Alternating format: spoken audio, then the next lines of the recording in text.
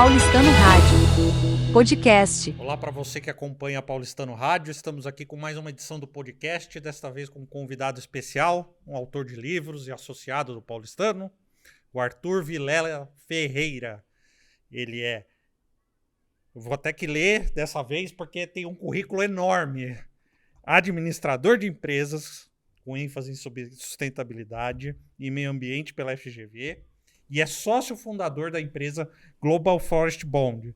É pesquisador, monitor de cursos na graduação da FGV, e o principal motivo dele estar aqui, além de jogar polo pelo clube, bem lembrado. Né, já vamos começar com esse detalhe, ele é autor de um livro que ganhou o prêmio Jabuti esse ano, que é uma das principais premiações do mercado editorial no Brasil hoje, com um livro que é Nem Negacionismo, Nem Apocalipse.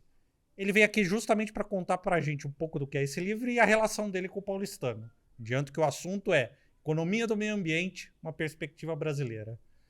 Obrigado, Arthur, seja bem-vindo. Eu que agradeço.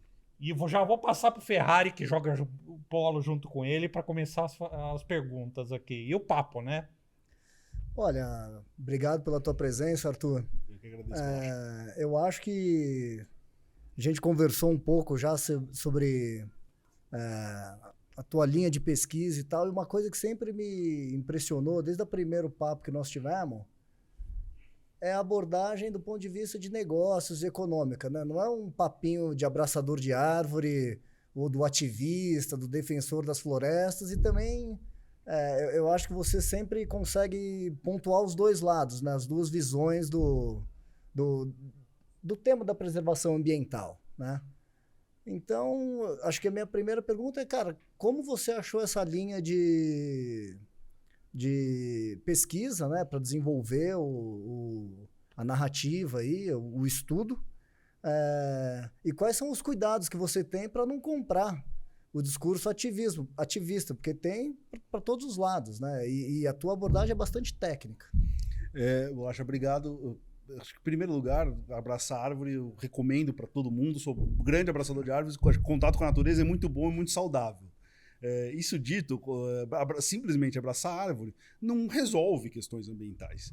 Então, essa abordagem de economia do meio ambiente é exatamente para estudar as questões ambientais e a relação delas com as pessoas.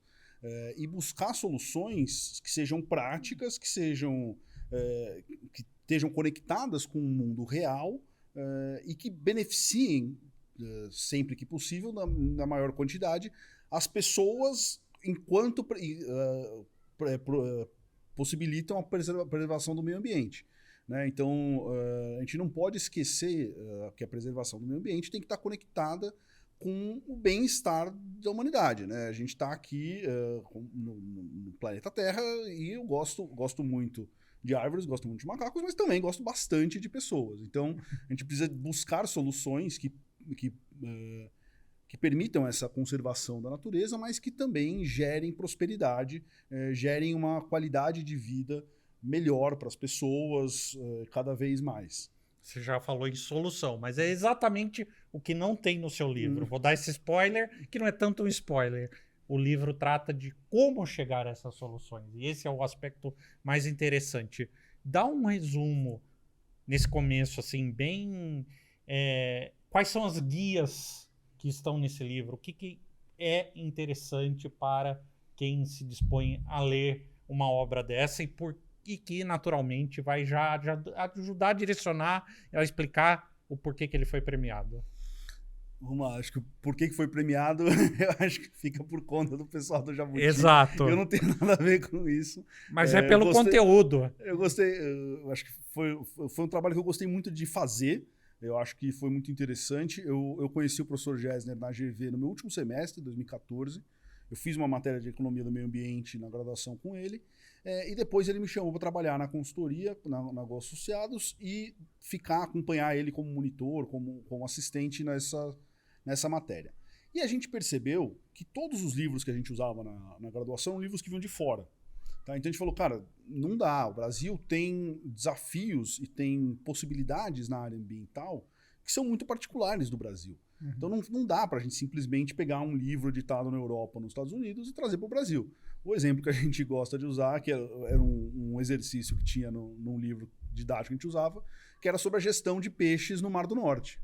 Pô, é interessantíssima a solução que eles encontraram, mas Mar do Norte, poucas coisas são mais distantes do Brasil do que o Mar do Norte. A gente tem que falar de Amazônia, tem que falar de bioeconomia, energia limpa, agricultura sustentável, são esses as questões brasileiras.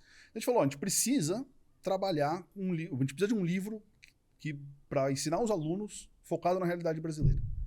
Esse projeto acabou ficando meio engavetado entre 2015 e 2020, que eu achei que foi bom esse tempo de maturação, porque inclusive a gente viu que houve um crescimento de busca, de demanda nas empresas e no mercado por questões relacionadas ao meio ambiente. Então, como as empresas impactam negativamente, podem impactar menos negativamente, ou como as empresas podem ter, eventualmente, impactos socioambientais até positivos. E com essa questão, a gente falou, as empresas estão sendo demandadas por investidores, por consumidores, mas as pessoas que estão lá, e aí, seja no dia a dia das empresas, do mercado da economia real, seja no dia a dia dos investidores, gestores de fundo, etc., estão recebendo essa pressão e não foram preparados para lidar com ela. Né? Estudaram, e eu posso falar do meu caso, na GV, a GV é certamente uma das faculdades de administração que tenha maior olhar para questões socioambientais, mas mesmo assim tem um monte de gente que estudou comigo que não viu uma matéria de meio ambiente. Se formou em administração e está hoje como gestor de empresa, como gestor de fundo. Então, a gente acabou pegando esse começo, esse embrião de livro didático, com essa demanda de mundo real, para montar um livro que acabou ficando com duas metades. Então, ele tem, acho que os primeiros 5 capítulos são teóricos, então explica o que é uma externalidade, como é que funciona a formação de preço, demanda, como as questões ambientais impactam risco e retorno. E depois tem uma segunda metade que é prática, para cada setor da economia, então agricultura, florestas, saneamento, construção, energia, para cada setor da economia, a gente tentou fazer um diagnóstico de como é que está o Brasil, como é que está o mundo e quais são os caminhos possíveis na construção dessa economia sustentável. Nesse caminho, né, alguns destaques que eu percebi que você procura direcionar em relação a setores, passa de sustentabilidade em microeconomia e macro, até defesa de concorrência, finanças, transporte, que é uma coisa que as pessoas pouco relacionam, eletricidade, saneamento, agricultura, construção, eu posso continuar aqui. Toda essa relação entre setores da economia que impactam o meio ambiente é o maior objetivo dessa obra, estimular o pensamento de que as suas ações têm consequências. Exatamente, certo? exatamente. E como para uma pessoa que acompanha esse tipo de assunto, mas que tem a oportunidade de fazer algo e não pôde fazer algo até o momento, por uma série de motivos que não cabe listar aqui. Acredito que o caminho que você mais aponta é começar a observar principalmente dados, né? Exatamente. Exatamente. Eu acho que tem um conceito bastante importante que é o de materialidade. O que é materialidade? Para cada pessoa e para cada setor, tem uma coisa que é mais relevante em questão de impacto ambiental. Então, isso faz a gente pensar que todo mundo e todos os setores, todas as empresas, todas as pessoas, todas as organizações podem ter impactos negativos, podem ter impactos positivos, e tem que entender quais são os mais importantes, os mais relevantes, os maiores. Vou dar um exemplo de como isso é o que acontece quando isso é mal utilizado. A gente tem uma empresa do setor de varejo que queria emitir uma dívida sustentável, um título verde, e falou, vou colocar aqui como meta de sustentabilidade energia solar nas minhas lojas. Cara, desculpa, você é uma empresa de varejo com 400 lojas no Brasil inteiro, o seu maior problema é logística. Se quiser, o seu maior impacto ambiental é caminhão indo para cima e para baixo. O uso de energia elétrica das suas lojas é nada no seu setor.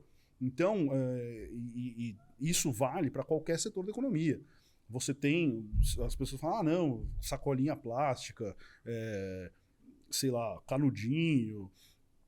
Existem muitas coisas que as organizações podem colaborar e que é sempre muito bom que o façam, mas o mais importante é que elas atuem no cerne do negócio delas, no cerne da atuação do setor e aonde elas são mais relevantes.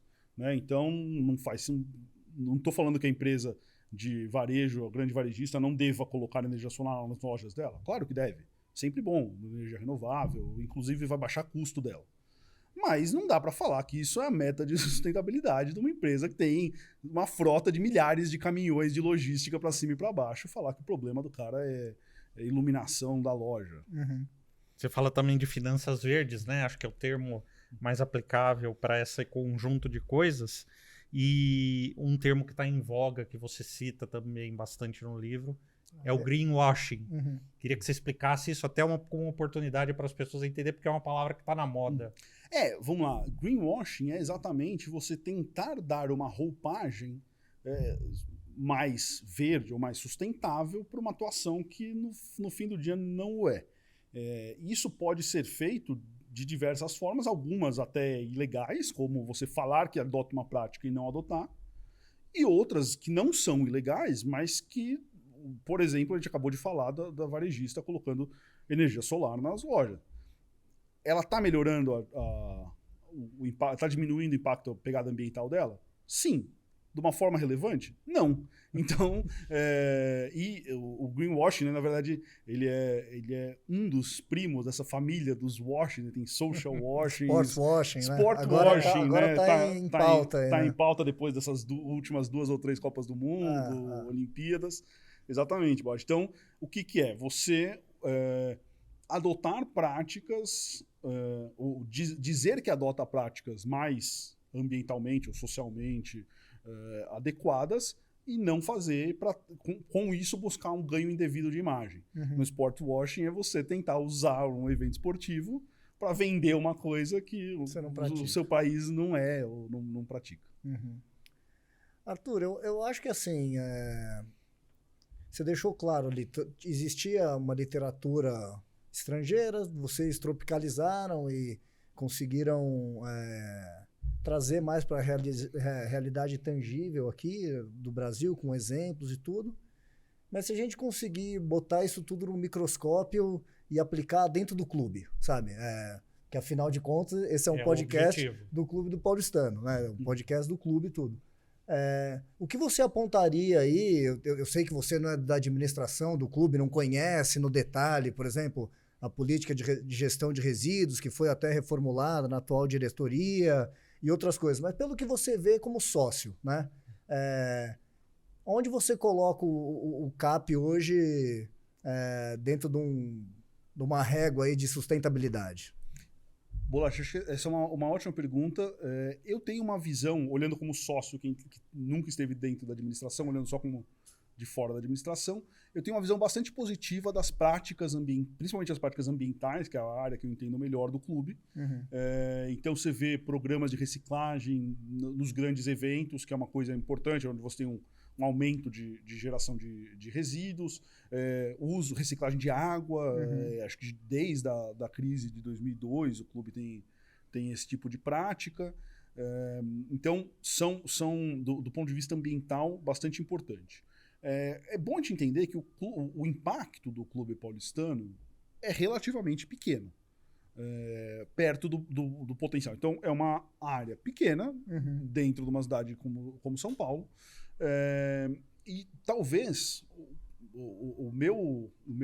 a minha visão é de que buscando sempre a materialidade, aonde o clube paulistano poderia ser mais material, é alavancar o potencial humano dos sócios em busca de sustentabilidade. Então, a gente está falando de recanto infantil, formação de criança, a gente está falando de uma série de cursos que podem incluir questões socioambientais nas pautas, inclusive debates, aproveitar o espaço, porque esse é o maior ativo do paulistano, né? São as pessoas que estão aqui.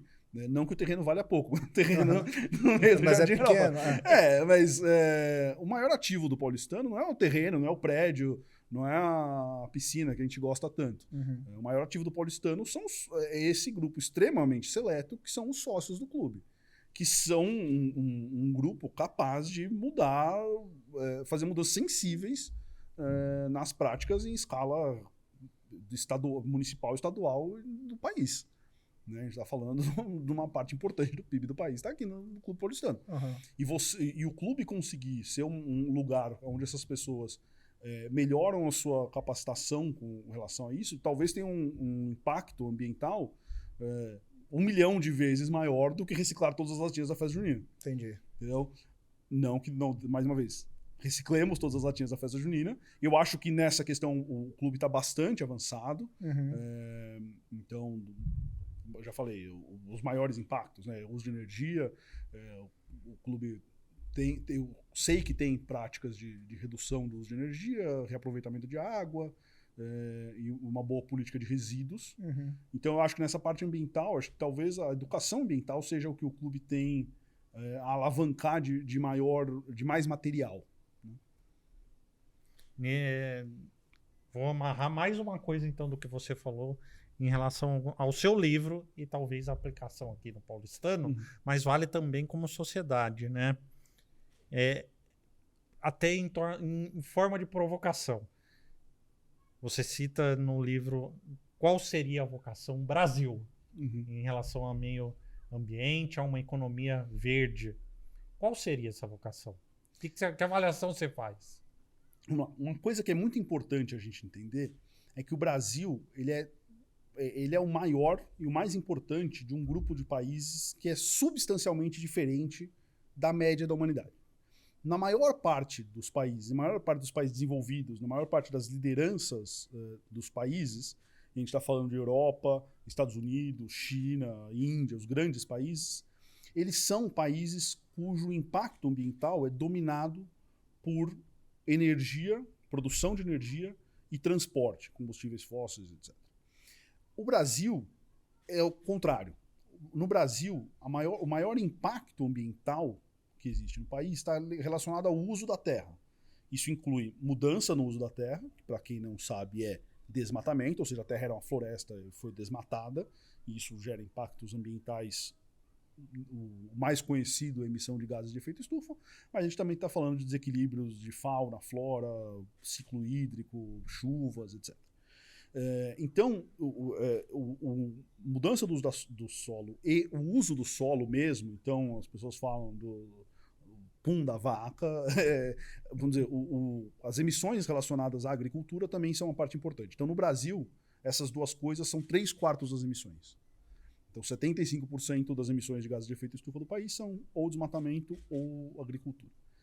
Existem alguns outros países com esse perfil, são países com áreas grandes e economias agrícolas, está falando de Indonésia, Congo, etc. Mas o Brasil é de longe o mais relevante economicamente de todos esses países.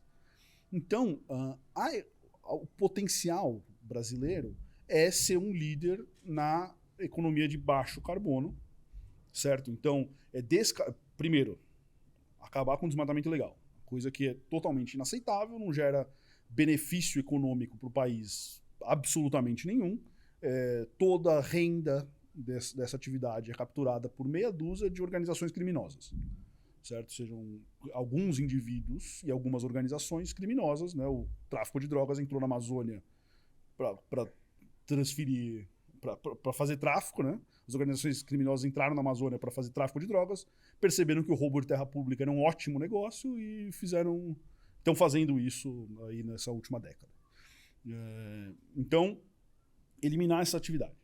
Segundo, na agricultura, o Brasil já tem práticas muito mais sustentáveis que a maior parte dos grandes produtores agrícolas.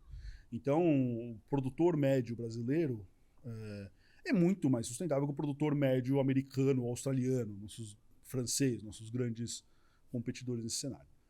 Mesmo assim, a gente ainda tem alguns caminhos para trilhar, principalmente na disseminação de tecnologias, né? Porque os grandes produtores que exportam, que acessam mercados externos, tem muitas tecnologias que às vezes não estão disseminadas para todos os produtores, principalmente os médios e pequenos. Então, essa disseminação já ajudaria bastante. Em segundo lugar, o desenvolvimento de novas práticas e a construção de cadeias, o Brasil como um hub de cadeias de valor globais que usam essa bioeconomia. Então, a gente está falando aí de usar energia limpa do Brasil para produzir hidrogênio verde, que é para suprir demandas energéticas da Europa, por exemplo, biocombustíveis, materiais de construção verde, então o Brasil exportando materiais de construção que substituem, por exemplo, madeira engenheirada, que substitua cimento na Europa ou na China, e mesmo aproveitar o potencial para energias limpas do Brasil para fazer um hub de transformação industrial verde. Então, está falando de produzir aço de baixo conteúdo de carbono, conteúdo de emissões, né, para a Europa, a China, e entender aonde estão as alavancas dos compromissos que já existem. Por exemplo, eu te falo um deles. A China tem um compromisso de redução de emissões bastante ambicioso. E que eles não vão conseguir manter o parque industrial chinês para cumprir. Cumprindo isso. Por quê? Na China, o cara não vai conseguir fazer um aço com emissão tão baixa quanto no Brasil. Uhum. Ótimo. China, você está fazendo carro, não tá? Você pega o minério, faz o aço, e você importa minério, faz o aço e faz o carro. Uhum. Cara, por que a gente não faz o aço aqui no Brasil? Sim. Em vez de te mandar minério de ferro, eu já te mando o aço. Já te mando o aço verde, feito com energia limpa aqui no Brasil. Né? A mesma coisa, biocombustíveis na Europa. Europa, você quer parar de importar petróleo da Rússia? Ótimo. Tem uma ótima solução aqui, biodiesel feito no Brasil, inclusive recuperando uma área que hoje é pastagem degradada. Porque a gente esquece que o Brasil tem um passivo ambiental que, de um lado, ele é um desafio, mas ele também é uma ótima oportunidade. Está falando quase 100 milhões de hectares de pastagens degradadas. São áreas que foram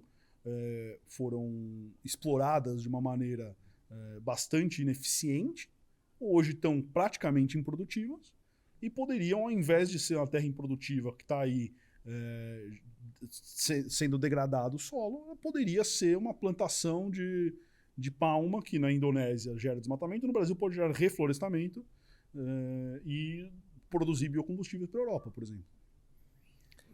Arthur, eu acho que assim, esses exemplos todos que você deu são riquíssimos. Eu fiquei já viajando pensando assim nas grandes corporações, em decisões estratégicas de governos e tudo.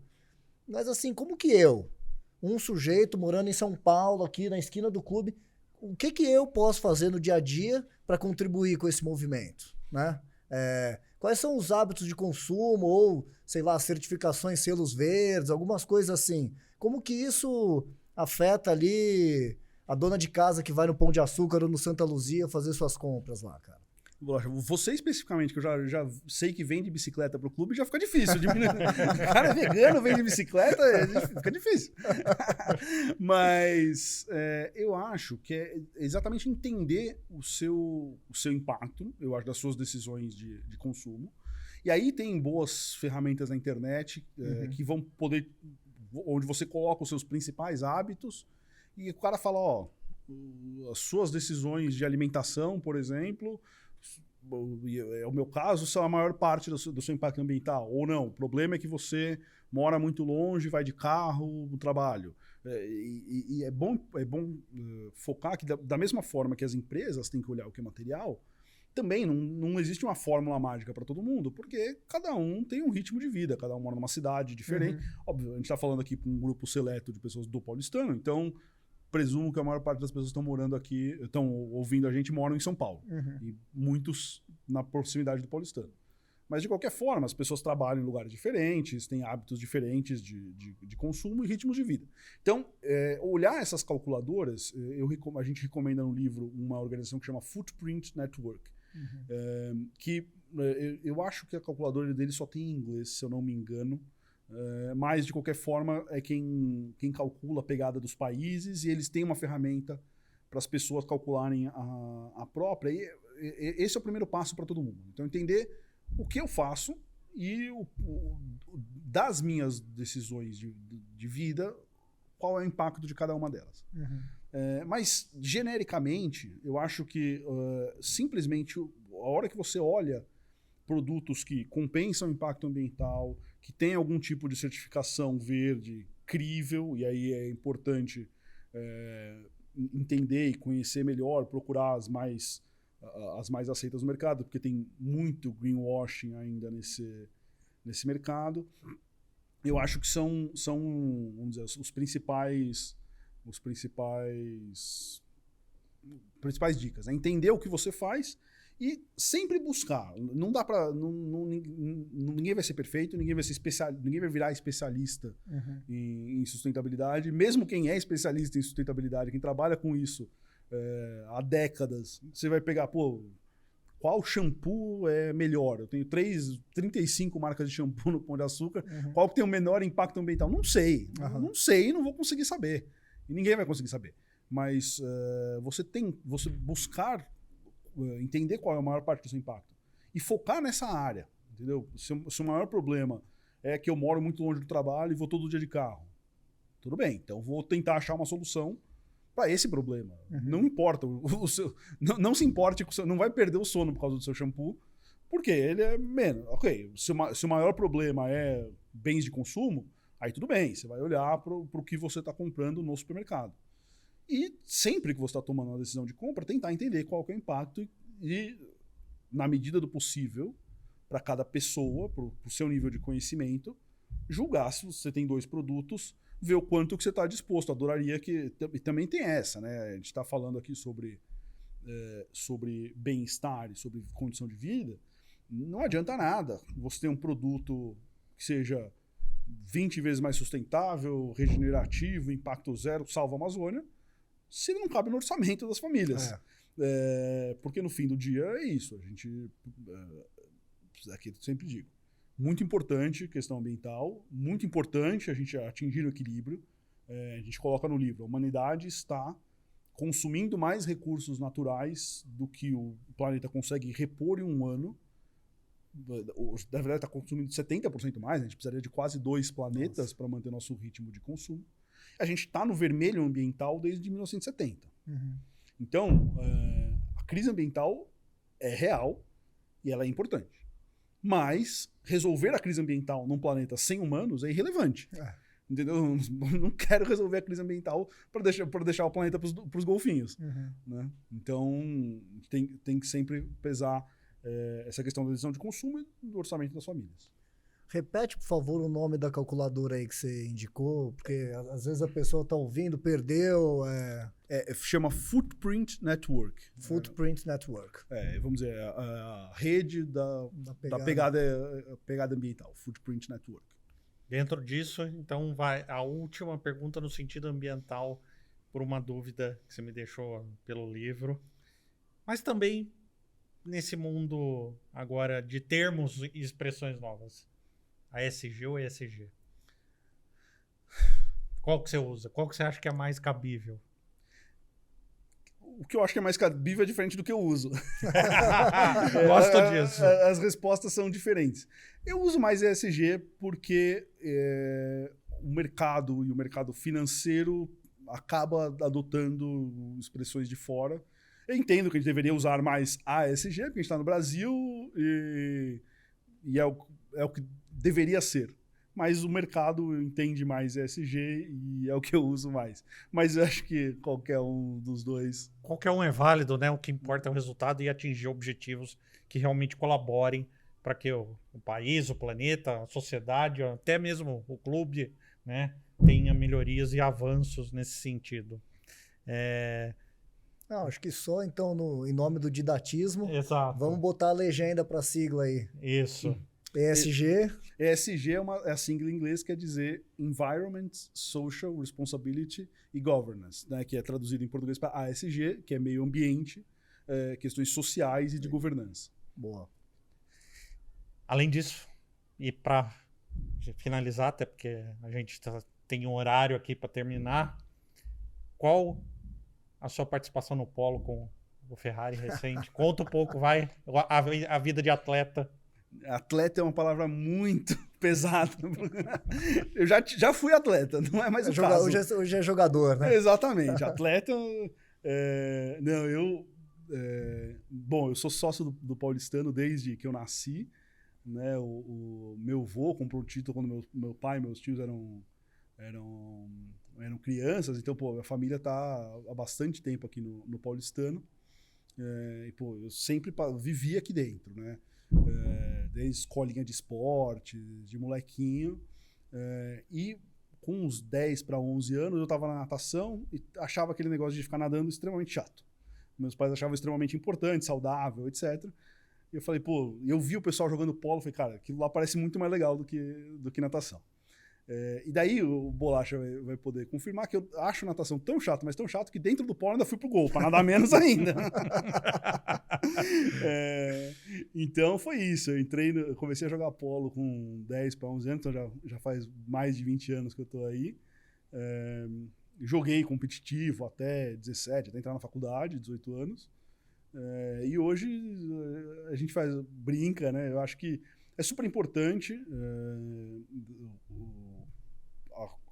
estar dentro do clube, estar com os amigos no clube. Então agora eu estou com um casal de filhos gêmeos de 6 meses.